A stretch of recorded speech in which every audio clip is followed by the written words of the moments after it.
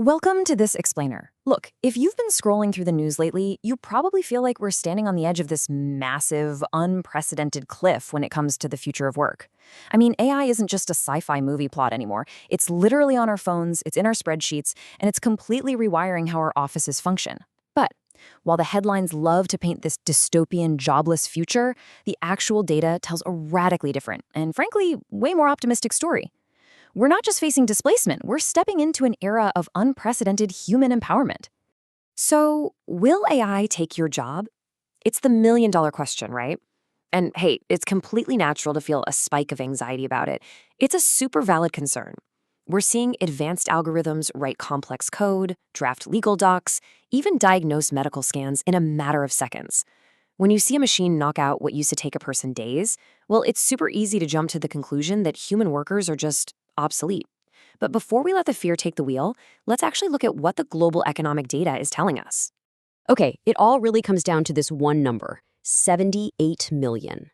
Recent global studies are showing that yes, while about 41% of companies do plan on some workforce reductions by 2030 because of AI, this exact same technological shift is projected to create a net gain of 78 million jobs worldwide.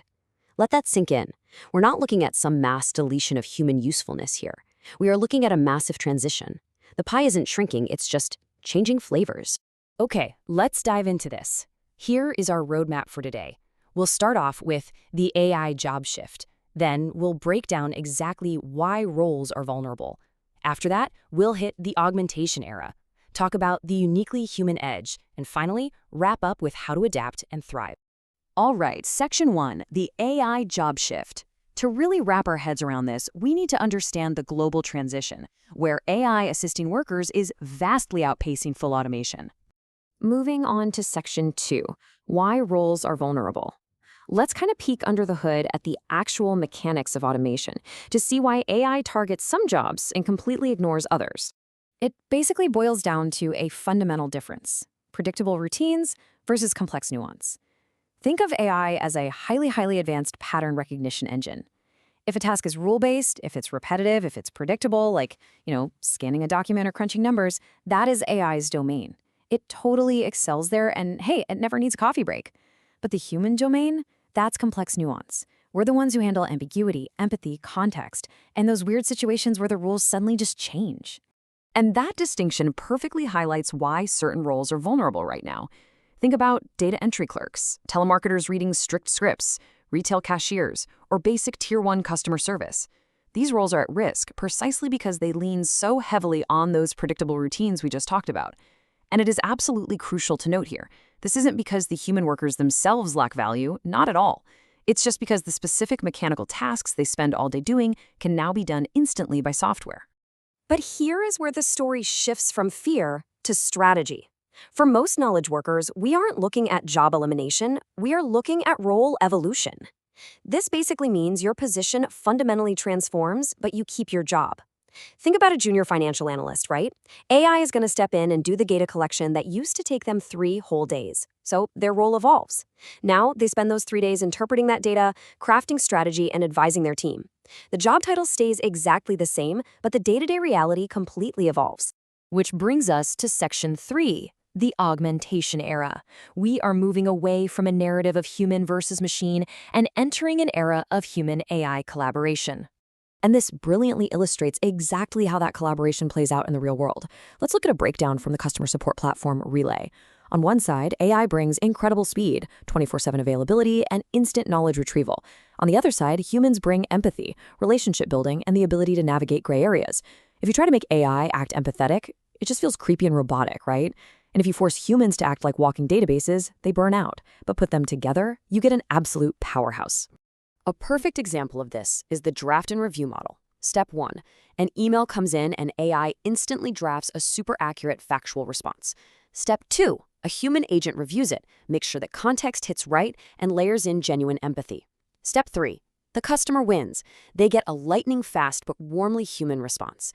Companies actually using this exact model are reporting that they're cutting response times by up to 70%, all while keeping their customer satisfaction scores sky high. All right, Section 4, the uniquely human edge. As AI acts like a vacuum, sucking up all the repetitive work, something really fascinating happens to the value of the soft skills left behind. Now, what's really interesting about this data is the profound shift in what companies are actually desperate for. Look at these McKinsey findings projecting the evolution of the European healthcare sector out to 2030. Notice how the demand for basic cognitive skills like routine data input is just shrinking. But look at the surge.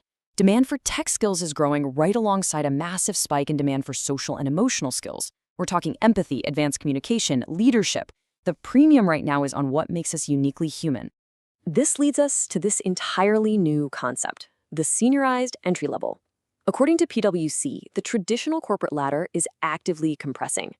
Because AI is absorbing all those rote tasks that used to basically define a junior role, like summarizing meeting notes or pulling basic data, entry-level workers are now expected to step up and handle complex decision-making much, much earlier in their careers.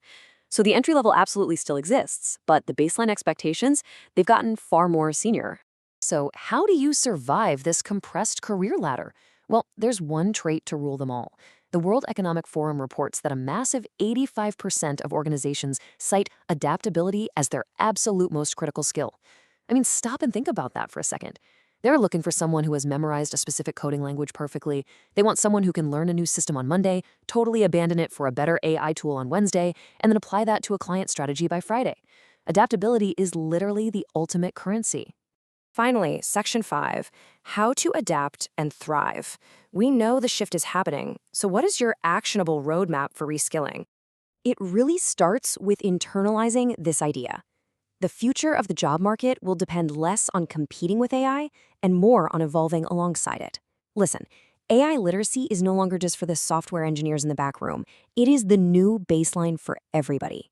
Just like you had to figure out how to use email in the 90s or Excel in the 2000s, non-tech professionals today simply have to know how to prompt an AI tool to automate their workflows. It's totally foundational now. From a company perspective, the ones that are thriving are the ones intentionally reskilling their teams. Look at AT&T, for example. They use role evolution mapping to actually show employees exactly how their specific jobs are going to change, which totally takes the fear of the unknown out of the equation. Or take IBM. They use sandbox experimentation. They give employees a safe space to play around with AI tools without the panic of messing something up. These organizations get it. It is vastly more profitable to keep an employee's institutional knowledge and just teach them AI rather than firing them and starting from scratch. Which leaves us with one final critical question for you. How will you collaborate with AI tomorrow? Look, don't try to reinvent your entire career overnight. Just look at your calendar for this week. Find one routine, repetitive task. Maybe it's summarizing a massive email chain or drafting a quick agenda, and use an AI tool to do it for you. Reclaim those 30 minutes and spend them doing something literally only you can do. Build a relationship, solve a messy problem, or think strategically. Because honestly, that is how you step out of the path of displacement and step right into the power of augmentation.